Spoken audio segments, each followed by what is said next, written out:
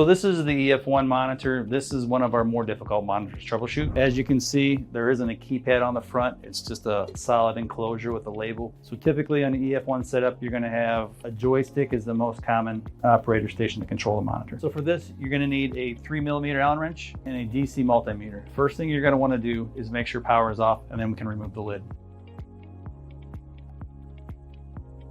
All right, once we have the lid off, the next step we're going to want to do is we're going to isolate the monitor. We can do this by disconnecting the communication lines.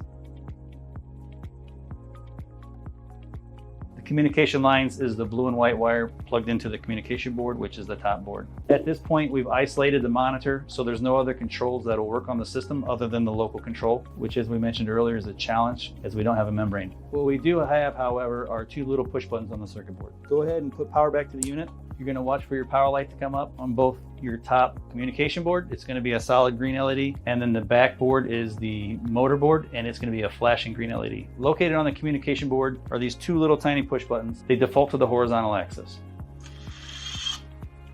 So at that point, if you press each one, you'll notice it moves left and right. That's the only controls we have local to the monitor. To change the other axis is going to require turning off power, moving your vertical wires to your horizontal location on the boards, powering up, and testing again. So in this case, we've proved that the horizontal axis is working properly. So what we'll do is disconnect power, and then to test the vertical, same function, same concept, you'll need to remove the vertical wires and move them to the horizontal location to test that axis. The board is also labeled the horizontal, vertical, and nozzle. And it is labeled as well. All right, so now we've moved the vertical wires to the horizontal axis. We're going to perform the same function. Turn on power, locate your two push buttons, and do the same functionality. And now you'll see they operate the vertical axis. So next to the flashing light on your motor board, there are two more LEDs that illuminate when you move. What they should do is as you start movement, they should come on solid and they'll stay on until you stop moving.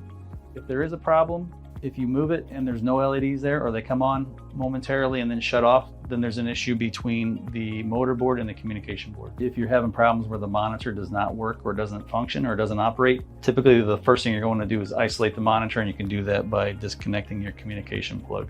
So let's say we go through all that and we confirm that the monitor is working properly. What we're going to do is disconnect power, plug your communication lines back in, power it back up. At this point, what you'll do is we've confirmed the monitor is good, and we'll want to test it from the other operator station, whether it's a joystick or a panel mount or whatever it might be.